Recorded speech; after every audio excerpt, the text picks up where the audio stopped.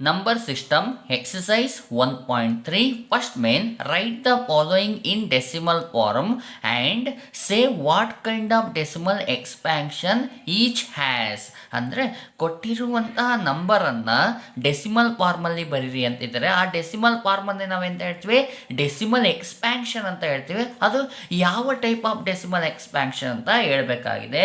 Okay, 36 divide by 100 ಅಂತ ಇದೆ. ಅಂದರೆ 36ಅನ್ನು 100ಇಂದ ಡಿವೈಡ್ ಮಾಡಿ ಅಂತ. ಓಕೆ ನೋಡಿ, ಡಿವೈಡ್ ಮಾಡೋಣ. 36 ಡಿವೈಡ್ ಬೈ 100 ನೋಡಿ, 100ಇಂದ 36 ಡಿವೈಡ್ ಆಗಲ್ಲ. ಅಂದರೆ 36 ಸ್ಮಾಲರ್ ದೆನ್ 100 ಆಗಿದೆ. ಹಾಗಾದರೆ ಏನು ಮಾಡ್ತೀವಿ ನಾವು, ಪಾಯಿಂಟನ್ನು ಕೊಟ್ಟು ಝೀರೋವನ್ನು ತಗೋಬೋದು. ಎಸ್, ಈಗ ಡಿವೈಡ್ ಆಗುತ್ತೆ ನೋಡಿ. 100 3s 300 ಆಗೋಯಿತು. ಎಸ್, 360 ಅಲ್ಲಿ 300ಅನ್ನು ಸಬ್ಟ್ರಾಕ್ಷನನ್ನು ಮಾಡಿದರೆ ನಮಗೆ ಆನ್ಸರ್ ಏನು ಬರುತ್ತೆ, 60 ಬರುತ್ತೆ. ಎಸ್, 60 100ಇಂದ ಡಿವೈಡ್ ಆಗಲ್ಲ, ಪಾಯಿಂಟ್ ಇರೋದ್ರಿಂದ ಒಂದು ಝೀರೋವನ್ನು ತಗೋಬೋದು. 600 ಆಗೋಯಿತು. ಎಸ್, 600ಅಲ್ಲಿ 600ಅನ್ನು ಸಬ್ಟ್ರಾಕ್ಷನ್ ಮಾಡಿದರೆ ರಿಮೈಂಡರ್ ಏನು ಬರ್ತಾ ಇದೆ, 0.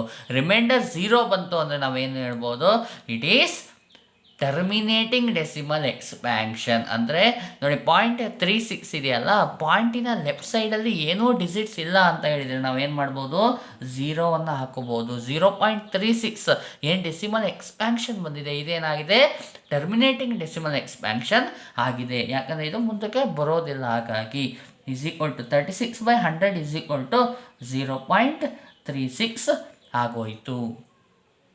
Therefore, it has terminating decimal expansion. ಅಂದರೆ ರಿಮೈಂಡರ್ 0 ಆಗಿರೋದ್ರಿಂದ ಇದು ಟರ್ಮಿನೇಟಿಂಗ್ ಡೆಸಿಮಲ್ ಎಕ್ಸ್ಪ್ಯಾನ್ಷನ್ ಬಂದಿರುತ್ತೆ.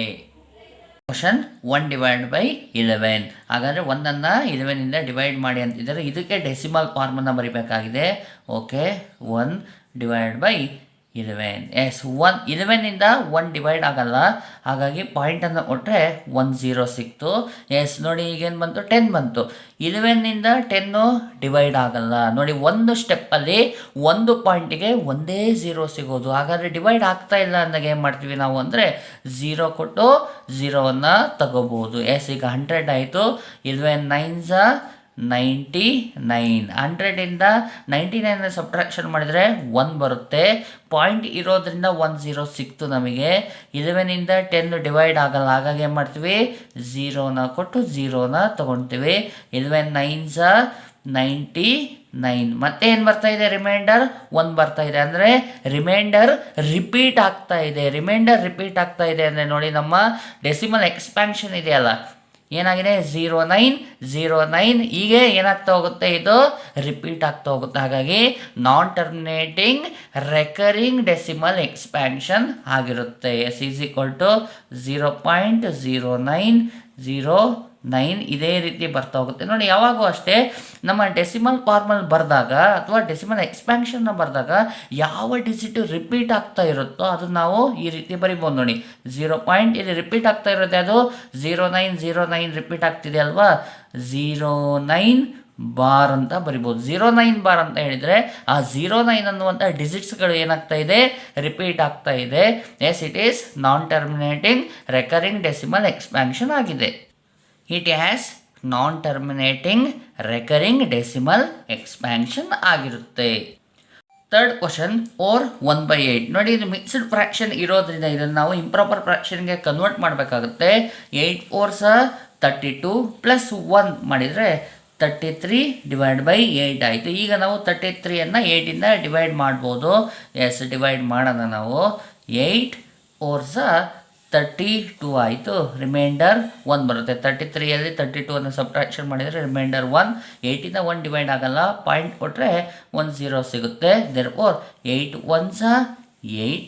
ರಿಮೈಂಡರ್ ಎಷ್ಟು ಬರುತ್ತೆ ನೋಡಿ, ರಿಮೈಂಡರ್ ಈಸ್ 2. 8ಇಂದ 2 ಡಿವೈಡ್ ಆಗಲ್ಲ, ಪಾಯಿಂಟ್ ಇರೋದ್ರಿಂದ 10ನ್ನು ತಗೋಬೋದು. 8 2s 16 ಬರುತ್ತೆ. ಎಸ್, 20ಅಲ್ಲಿ 16ನ ಸಬ್ಟ್ರಾಕ್ಷನ್ ಮಾಡಿದರೆ 4. ರಿಮೈಂಡರ್ ಪಾಯಿಂಟ್ ಇರೋದ್ರಿಂದ 0 ಬರುತ್ತೆ. 8 5s 40. ಎಸ್, ಏನಾಯಿತು, ರಿಮೈಂಡರ್ ಈಸ್ 0. ರಿಮೈಂಡರ್ 0 ಬಂತಪ್ಪ ಅಂದರೆ ನಾವೇಂತ ಹೇಳ್ಬೋದು, it is terminating decimal expansion ಆಗಿರುತ್ತೆ. 33/8 ಡೆಸಿಮಲ್ ಫಾರ್ಮ್ 1.1 1 to 5 ಆ ಡೆಸಿಮಲ್ ಫಾರ್ಮನ್ನೇ ನಾವು ಡೆಸಿಮಲ್ ಎಕ್ಸ್ಪ್ಯಾನ್ಷನ್ ಅಂತ ಹೇಳ್ತಿದ್ದೀವಿ. ಇದು ಟರ್ಮಿನೇಟ್ ಆಗಿರೋದ್ರಿಂದ it has terminating decimal expansion. It has terminating decimal expansion. Yes, fourth question 3 divide by 13 ಇದೆ. ಹಾಗಾದರೆ ನಾವೀಗ 3ಯನ್ನು 13ಇಂದ ಡಿವೈಡ್ ಮಾಡೋಣ. 3 ಡಿವೈಡ್ ಆಗಲ್ಲ, ಪಾಯಿಂಟನ್ನು ಕೊಟ್ಬಿಟ್ರೆ 0 ಸಿಕ್ತು ನೋಡಿ. ಹಾಗಾದರೆ 13 2s 26 ಆಗುತ್ತೆ.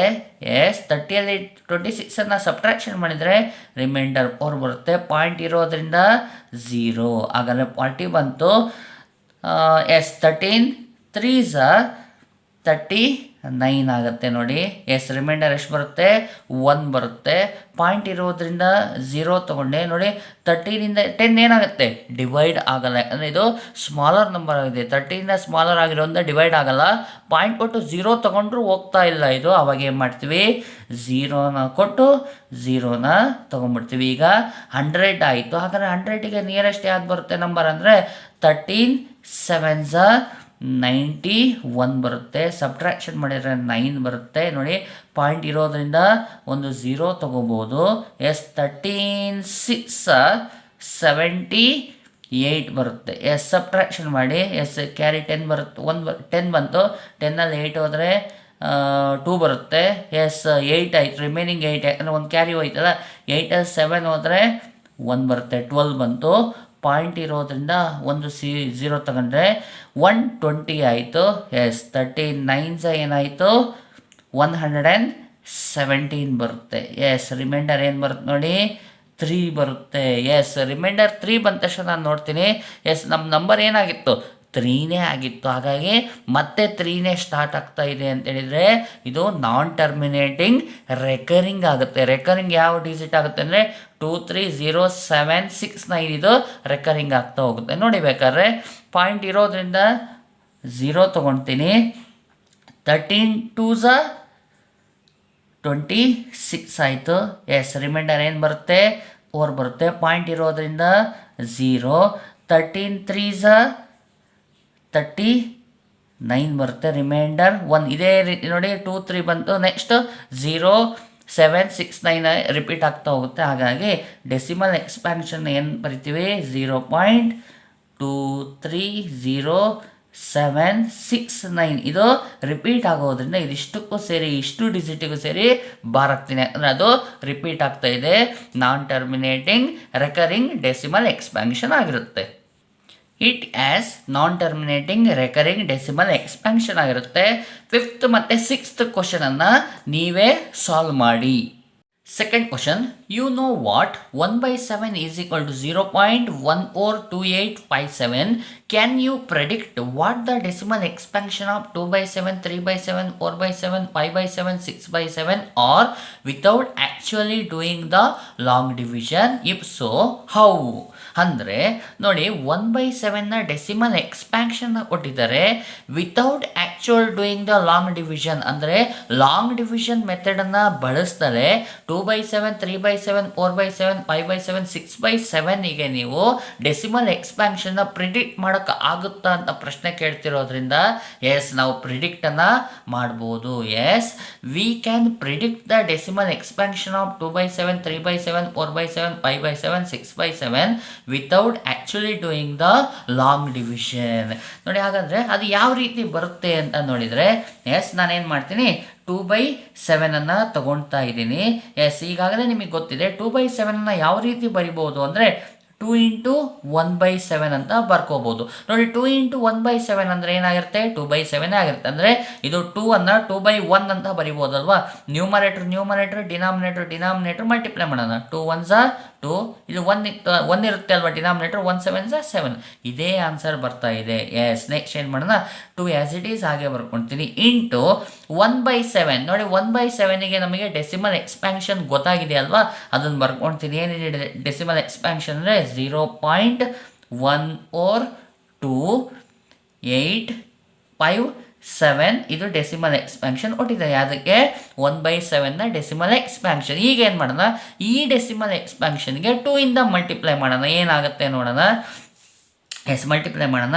2 7s 14, 1 carry, 2 5s are 10 plus 1 11 1 carry 2 8s are 16 plus 1 17 1 carry 2 2s are 4 plus 1 5 ಆಗೋಯ್ತು.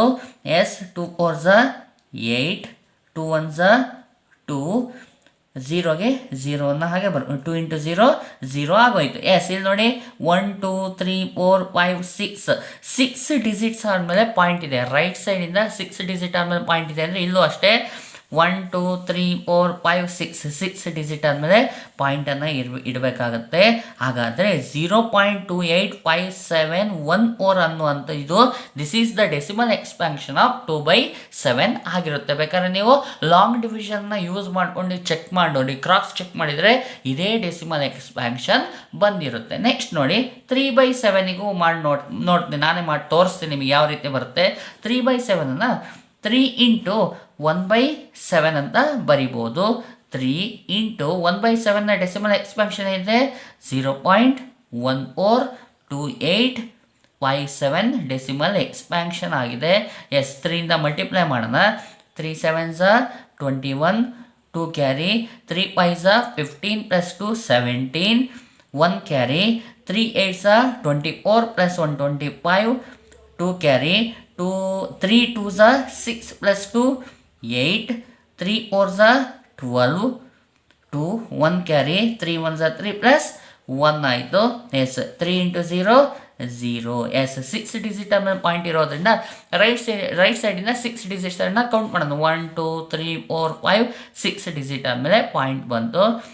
0.428571 is the decimal expansion of 3/7 ಆಗಿರುತ್ತೆ. ಇದೇ ರೀತಿ ನೀವು 4/7 5/7 6/7 ಅನ್ನು ನೀವೇ ಫೈಂಡ್ ಮಾಡಿ.